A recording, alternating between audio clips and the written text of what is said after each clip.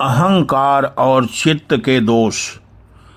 जब मनुष्य को अपने ज्ञान, धन, शक्ति या पद का अभिमान हो जाता है तब वह स्वयं को सबसे श्रेष्ठ समझने लगता है। लेकिन याद रखिए, फल से लदा वृक्ष हमेशा झुकता है और सूखा वृक्ष ही अकड़ कर खड़ा रहता है। अहंकार वह अग्नि है जो पहले विवेक को जलाती है, फिर संबंधों को और अंत में स्वयं व्यक्ति को भस्म कर देती है। और क्षुद्रता वह मन की वह संकीर्णता है जो दूसरों की उन्नति देखकर जलती है और स्वयं कभी ऊपर उठ नहीं पाती। जो व्यक्ति विनम्र है वही वास्तव में महान है, क्योंकि जहाँ अहंकार समाप्त होता है वहीं से ज्ञान का आरंभ होता है। झुकने वाला हमेशा बड़ा होता है और अकड़ने वाला अंततः टूट जाता है।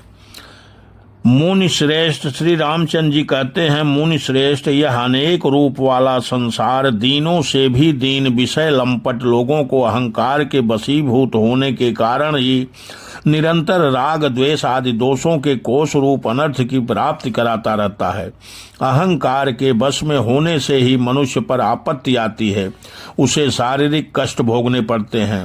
अहंकार से ही अनेक दुखद मानसिक व्यथाएं होती हैं तथा अहंकार से ही राग अथवा दुष्चेष्टाएं होती हैं।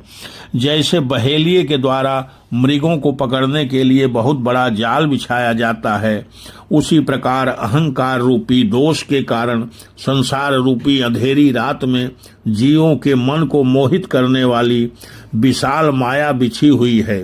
अहंकार शांति रूपी चंद्रमा को निगलने के लिए राहु का मुख है, पुण्य रूपी कमलों का विनाश करने के लिए हिम रूप वज्र है और सब भूतों में समदर्शिता रूपी मेघ का विध्वंस करने के लिए शरद ऋतु है।